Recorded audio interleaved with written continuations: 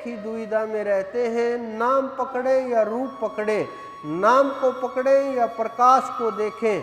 इसी दुविधा के अंदर बहुत सा समय निकल गया, बहुत लंबा समय निकल गया, 5-5, 7-7 वर्ष निकल गए कि पहले रूप पकड़े, नाम पकड़े, कि पहले प्रकाश को देखें, शब्द को देखें, शब्द पकड़े नाम छूट जाता है, नाम को पकड़े तो ध्यान छूट जाता है, रूप छूट जाता है।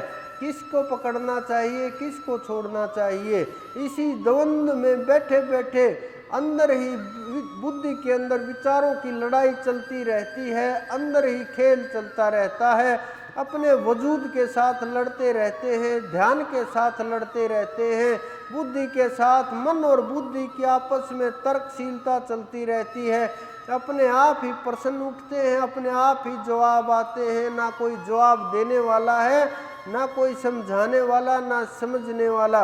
और जो मैं ये चीज़ें बोल रहा हूँ, ये आप जब ध्यान से सोचोगे, सुनोगे, बार बार इसको अनुभव करोगे, बार बार इसके ऊपर प्रयास करोगे, तो आपको ये चीज़ें खुद में अनुभव होने लगेंगी, खुद पता चलने लगेगा कि आप कहाँ अटके हुए हो, किस पॉइंट के ऊपर फंसे हुए हो, कैसे मार्ग खुलेगा, कैसे चढ़ाई होगी।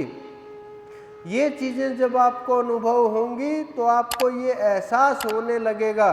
इसका बड़ी सामान्य सी चीज़ें हैं, बहुत सामान्य चीज़ें हैं, लेकिन हमने ये इतनी बड़ी बना दी कि गुरु का ध्यान करें, ईश्वर का ध्यान करें, मूर्ति का ध्यान करें, देवी देव का ध्यान करें, माता पिता का ध्यान करें, प्रकृति का ध्यान करें, अनंत अनंत प्रकार के विचार उत्पन्न होते हैं, लेकिन कहीं भी शंका का समाधान नहीं है। गुरु का ध्यान करें, वहाँ विश्वास नहीं होता, वहाँ विश्वास डामाडोल हो जाता है।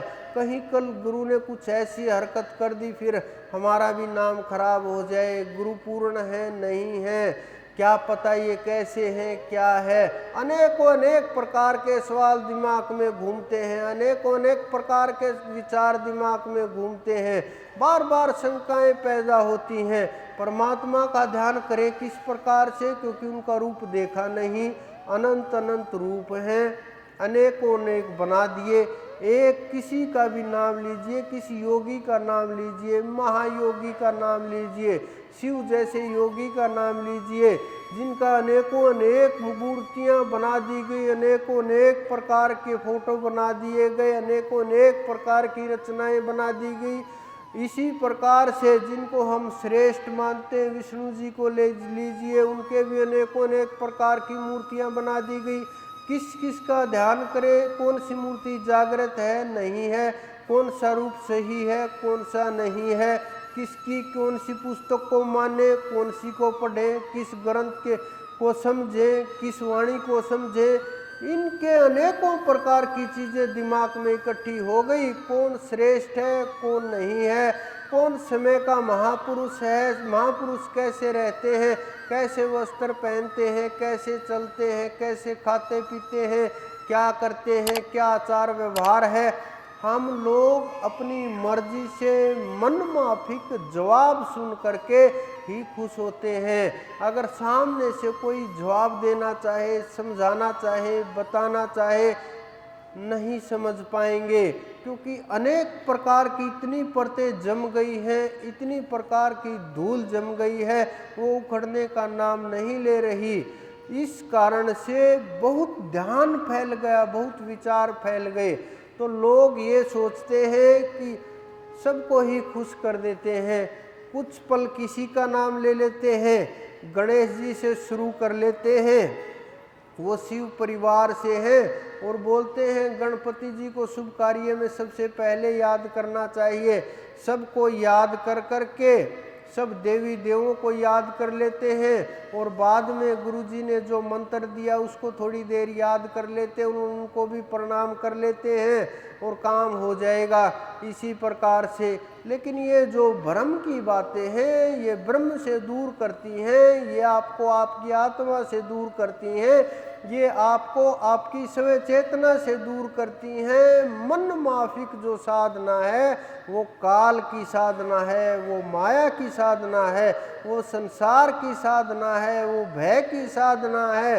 वो आपको वहाँ लेकर के नहीं जाएगी जहाँ के आप राही हो। जिस मार्ग पर आपने चलना है, जिस मार्ग पर चलते हुए आपको उस चेतना तक पहुँचना है, उस स्थिति तक पहुँचना है जब आप उसके अंदर मिट जाओ, मिल जाओ, एकाकार हो जाए, उस परम तत्व को पालो और अंदर में वो गूंज उत्पन्न हो, मैं ही ब्रह्म हूँ, मेरे अलावा इस संसार में कुछ नहीं। जब ये गूंज उत्पन्न होती है, हमारे अनंत अनंत महापुरुषों ने इसका वर्णन किया है, बखान किया है, खड़े हो करके बोला है, लेकिन हमें वो महापुरुष नहीं चाहिए। इस प्रकार की बात करने वाले, इस प्रकार के समझाने वाले, कहने सुनने वाले वो महापुरुष हमें नहीं चाहिए।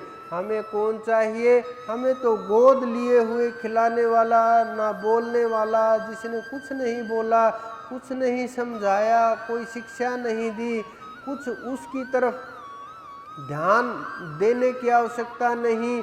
मन माफिक उसको खिलाना पिलाना हो जाए, मन माफिक सारा उसके साथ व्यवहार हो जाए, उस चीज़ों को हम श्रेष्ठ मानने लगते हैं। लेकिन जो गीता के कृष्ण हैं, हम उनकी ओर ध्यान नहीं देते। जिन्होंने ज्ञान का इतना श्रेष्ठ वर्णन किया है, उस महायोगी ने, उस पुरुष ने, उस महापुरुष ने, परम पुरुष ने, उस जागी हुई आत्मा ने, उस श्रेष्ठ ने जो वर्णन किया है गीता के अंदर, एक एक शब्द इतना गहराई से बोला है, अगर आप उसको खोजोगे आपकी आत्मा में उतर जाएगा, आपके अंदर में उतर जाएगा।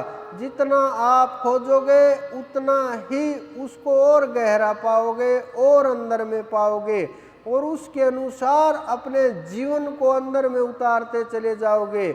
लेकिन हम उसके अनुसार ना चलते हुए मन माफिक, मन माने आचरण करते हैं। याद रखना, बिना शब्द के, बिना ज्ञान के, बिना नाम के, बिना चढ़ाई के इस संसार में जितनी भी वस्तुएं हैं, जितने भी शरीर हैं, जितनी भी माया है, जितना भी खेल है, जितना इन आँखों से देख रहे, जो नहीं देख पा रहे वो सूक्ष्म जगत भी इस यही रह जाएगा।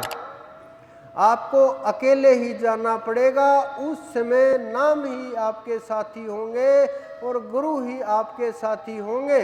नाम और रूप में द्वंद्व करने की आवश्यकता नहीं है, लड़ने की आवश्यकता नहीं है। आप किसी एक को पकड़ लीजिए, दूसरा अपने आप प्रकट हो जाएगा।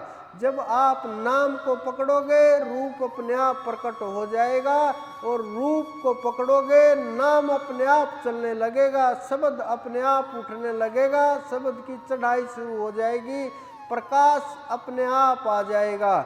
एक को पकड़ो, दूसरा अपने आप आ जाएगा।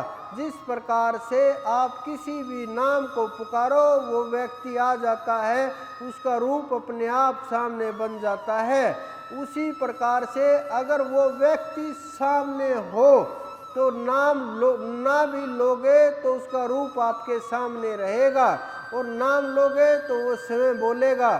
तो उसी प्रकार से हमें ये समझना है, नाम और रूप दो वस्तुएं नहीं है, एक ही वस्तु है, एक ही चीज है, जिससे आपकी चढ़ाई होगी, जिससे आपको मार्ग मिलेगा, जिससे आप वहाँ तक पहुँच पाएंगे, सार तत्व को पहचान पाएंगे।